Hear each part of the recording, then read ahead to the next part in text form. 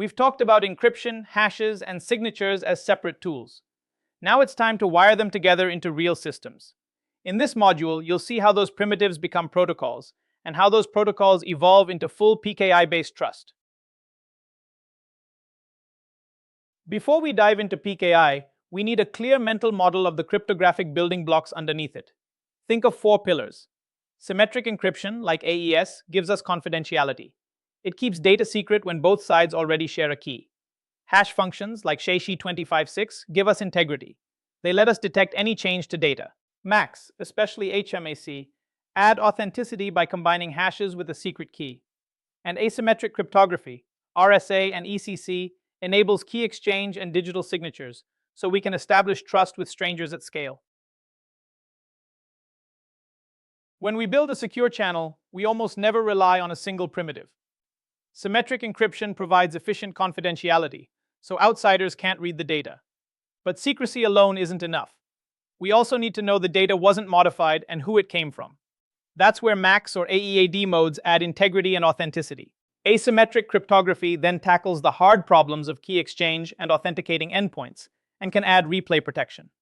Modern protocols like TLS simply package these layers into one cohesive mechanism. From there, most modern secure protocols follow the same basic lifecycle. First, the two parties negotiate which algorithms they'll use: ciphers, key sizes, hash functions, and so on. That's like agreeing on a common language.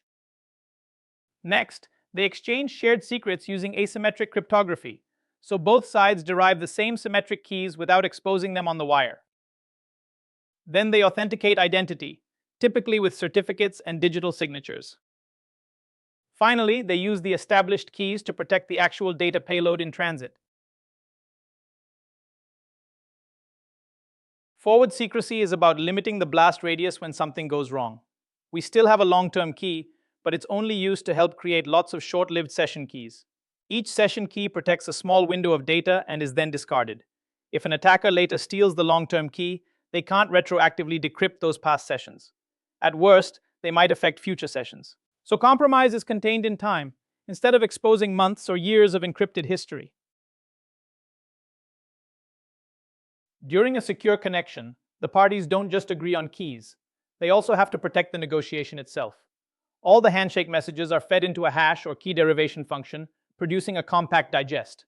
That digest is then bound to something only the legitimate party controls, a private key or a shared secret. By signing or macing the digest, each side proves, "These are the exact messages I saw," blocking tampering, replay, and man-in-the-middle attempts. A certificate is essentially a digitally signed ID card for a key. It contains the subject's identity information, like DNS names in the SAN, and it embeds that subject's public key. The certificate authority then signs this whole package. That signature says, "I verified this identity and I vouch that this public key belongs to it." When a client connects, it checks the CA's signature and then uses the embedded public key. That's how PKI turns raw keys into trusted identities. This diagram shows the trust anchor model you'll see in almost every enterprise PKI. At the top is the root CA. Its key is the ultimate authority, so it's kept offline and used rarely, mainly to sign intermediate CAs.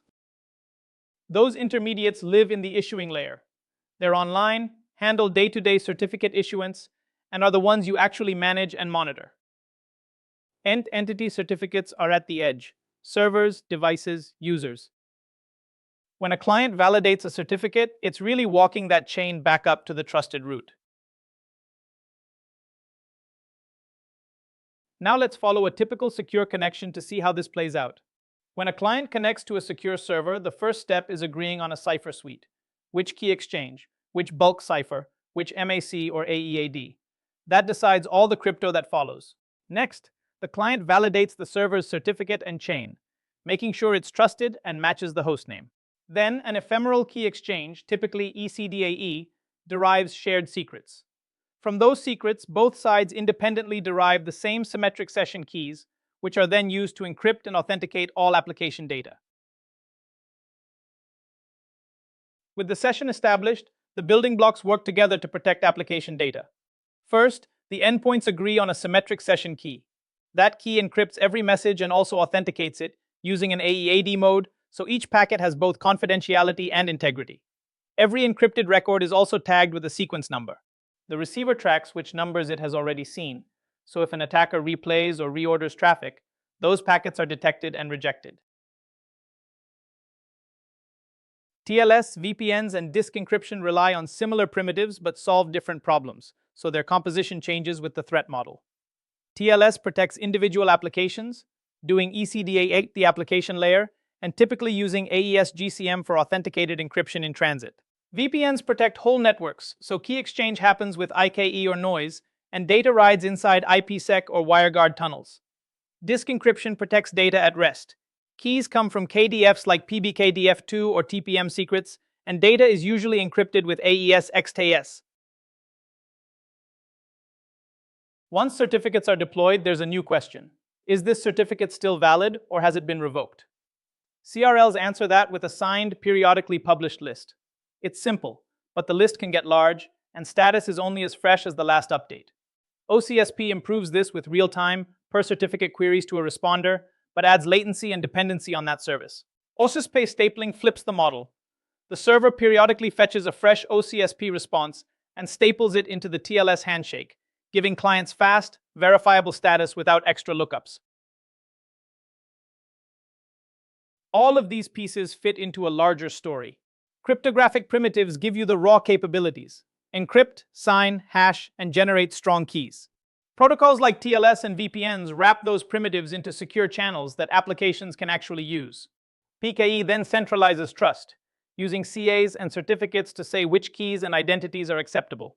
Finally, continuous verification with OCSP and CRLs keeps that trust dynamic, so compromised or outdated certificates are detected and rejected in near real time.